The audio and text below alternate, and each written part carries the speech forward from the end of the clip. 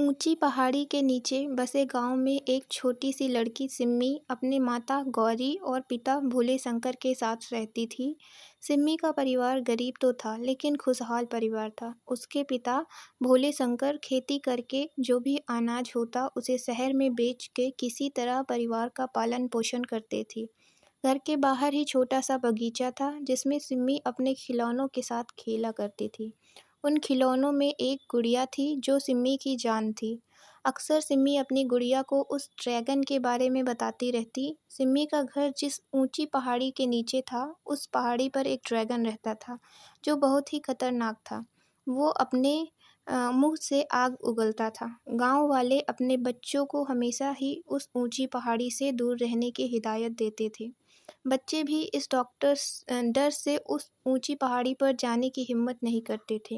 लेकिन सिम्मी को लगता था कि वह ड्रैगन अच्छा है। जबकि वो अपने बगीचे में खेलती थी उसे ऐसा लगता था जैसे वो ड्रैगन रो रहा हो। शायद उसका कोई दोस्त नहीं था इसलिए वो रोता था, चिल्लाता था। सिम्मी को उसकी रोने की आवाज़ सुनकर उसके ऊपर बहुत दया आ जाती थी। उसका मन होता था बस अभी चली जाए उस ड्रैगन के पास और उससे पूछे कि वो क्यों रो रहा है। लेकिन जैसे ही वो जाती कोई ना कोई उसे रोक लेता था। 5 दिन बाद सिम्मी का तीसरा जन्मदिन आने वाला है। सिम्मी 3 साल की हो जाएगी तो उसके माता पिता ने उसका जन्मदिन मनाने का सोचा। इसके लिए सबसे पहले जन्मदिन पर जिन मेहमानों को बुलाया जाना था उनकी लिस्ट बनाने की ज़रूरत थी। मेहमानों में कुछ रिश्तेदार होंगे, कुछ पड़ोसी होंगे, सिम्मी के पापा के कुछ खास दोस्त होंगे और सिम्मी के भी कुछ खास दोस्तों को बुलाया जाएगा। मेहमानों की लिस्ट बन चुकी थी लेकिन फिर भी भोले शंकर ने सोचा कि क्यों ना एक बार सिम्मी से भी पूछ लिया जाए कि क्या वो किसी और को भी बुलाना चाहती है। भोले शंकर, सिम्मी बेटा, क्या आप अपने जन्मदिन पर किसी और को भी बुलाना चाहती हैं? सिम्मी, हाँ पापा, मैं उस ऊंची पहाड़ी पर रहने वाले ड्रैगन को बुलाना चाहती हूँ। और ये बोलते ही सिम्मी दौड़ पड़ी उस ऊंची पहाड़ी की तरफ ड्रैगन को न्योता देने के लिए। तभी उसके पापा भी उसके पीछे दौड़ पड़े और उसको पकड़ लिया। फिर गोद में उठा के वापस घर लाए। भोले शंकर, सिम्मी बेटा, आपको कितनी बार मना किया है वहाँ उस ऊंची पहाड़ी के ऊपर नहीं जाना। वहाँ एक खतरनाक ड्रैगन रहता है। तो सिम्मी अपने पापा की बात मान जाती है। 5 दिन बीत चुके थे। आज सिम्मी का जन्मदिन था। सारे मेहमान आ चुके थे। सब सिम्मी के लिए गिफ्ट लाए थे। आज सिम्मी के लिए खुशी का दिन था लेकिन फिर भी वो उदास थी क्योंकि वो ऊंची पहाड़ी पर रहने वाले ड्रैगन को अपने जन्मदिन पर बुला नहीं पाई थी।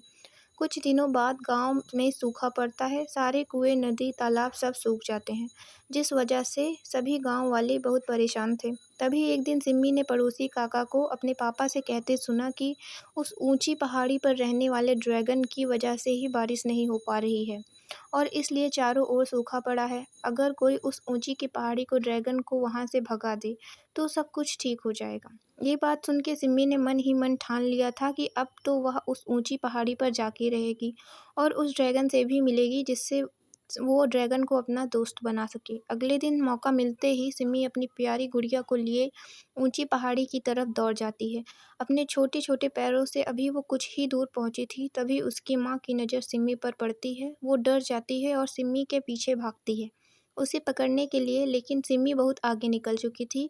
सिम्मी की मम्मी का पैर दौड़ते वक्त फिसल जाता है और गिरने की वजह से उनको चोट लगती है।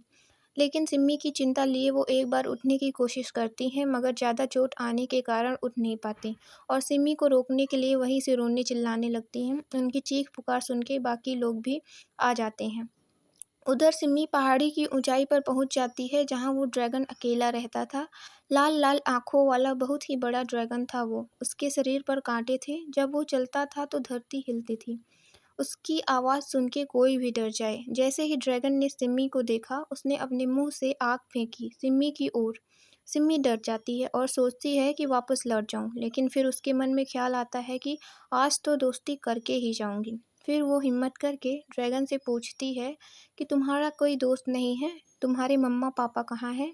तुमको किसी ने सिखाया नहीं कि कैसे बात की जाती है? सिम्मी की हिम्मत देख ड्रैगन शांत हो जाता है और सिम्मी से पूछता है कि कौन हो तुम? तुम्हें डर नहीं लगता मुझसे? फिर सिम्मी उससे अपना नाम बताती है और कहती है कि मैं तुमसे दोस्ती करना चाहती हूँ। सिम्मी की बहादुरी देख ड्रैगन बहुत खुश हो जाता है और सिम्मी से दोस्ती कर लेता है। फिर सिम्मी उससे अपने घर चलने के लिए कहती है तो ड्रैगन मान जाता है और सिम्मी को अपनी पीठ पर बैठाकर उस ऊंची पहाड़ी से नीचे उतरता है। वो जिस रास्ते रास्ते से होते हुए नीचे आते हैं। उनके पीछे-पीछे पानी की एक धारा भी आती है और गाँव के तालाब में जाके मिल जाती है। तभी सारे गाँव वाले देखते हैं कि उस ड्रैगन के पीछे पानी आ रहा है। पहले तो सभी डर जाते हैं, लेकिन जब उन्हें सिम्मी दिखती है तो सब का डर थोड़ा कम हो जाता है। सिम्मी उन सभी को ड्रैगन से मिलवाती है। थोड़ी देर बाद बारिश भी आ जाती है और सारे कुएं, नदी, तालाब भर जाते हैं। सब लोग ये देख बहुत खुश हो जाते हैं। अब गांव वाले उस ऊंची पहाड़ी वाले ड्रैगन से डरते नहीं हैं, बल्कि उसके साथ खुशी-खुशी रहते हैं।